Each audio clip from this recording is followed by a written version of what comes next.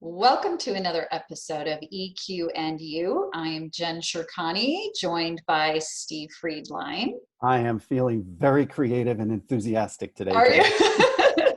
Well, that's good because we are on part 3 of our communication style program.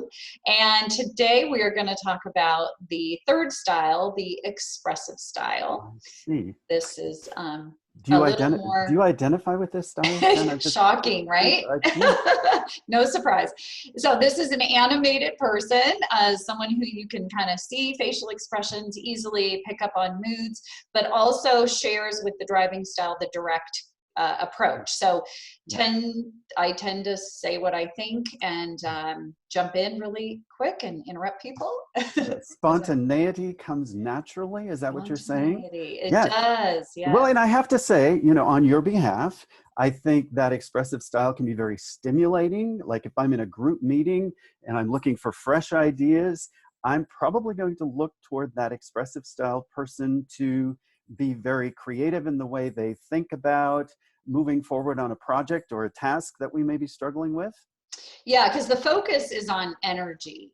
This is somebody who really thrives on kind of the motivation side of things. Let's get everybody pumped up and excited. The cheerleader, maybe, in a way.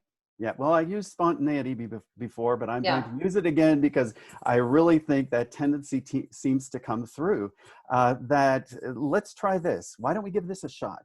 That spontaneity can be a really, really positive thing, I think, in group settings and for establishing new direction within a team. Yeah, and that's why, we talk about when we look at EQ, too much of any good thing can not be such a good thing. And that's why you don't want to have too many of one style on a team, because too many of me is a problem. My blind spot, the thing that I do the most that I think annoys other styles is I can appear too impulsive. I change direction too quickly because I get bored. I feel like, oh, this isn't fun anymore, so let's do something new. And that can come across like I don't stick with anything long enough. And if we had a whole team of me, we could end up with some trouble. Right. And I think as we reflect on emotional intelligence, EQ, with respect to that, I think we're talking about the importance of reading the room. So that when you're throwing out a few too many ideas or wanting to move too quickly and you see that, what is she talking about? We can't get this done in the time frame she's looking at.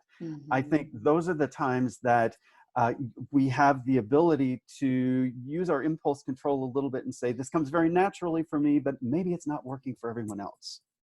Right. And that fast pace that comes kind of with the direct side, it is tempting to kind of get caught up in the emotion of things or the energy again of things. Right. But, if you share expressive tendencies like I do, we have to be very aware of when we're going too far, when we're pushing too far, or we're losing people because we're visioning, 5 years out and they're just trying to get through today. Right. So reflecting back on the styles that we've talked about, someone of the driving style may be just fine moving forward very quickly with the pace that's comfortable for the expressive style. However, that analytical style is probably going to be saying, okay, let's put the brakes on here. You've got your foot heavily on the gas pedal and I need time to reflect on my data. I want to think about this a little bit more. So those style tendencies tend to show up in terms of what's working and what's not working, if we alert ourselves to how others are responding. Yeah, it's such a good point, because before I was aware of all this, I would just be annoyed by those people because I'd feel like, oh, you're just trying to slow things down, right? Quit asking for so many details. I don't know.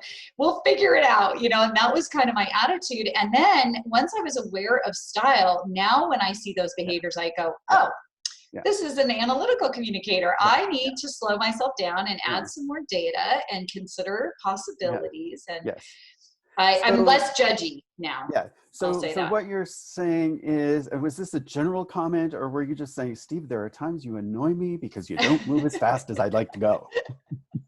We are on opposite sides. We are, and I'm looking forward to talking more about that. Yes, because the last one we're going to talk about is your style. I'm on the line with expressive driving style. So I relate to kind of both of those, and you're on the Yes, line with analytical amiable. But correct. again, I think we make a good team because we are coming at it from different sides, and we have Yes, been able to leverage those differences instead of correct. allow them to damage it. Exactly. Well, the plot thickens, and we have one more verse of information that I think is going to put together the entire picture for us. So looking forward to that last amiable Yes, join us for the visit. last one, and we will run through the last style.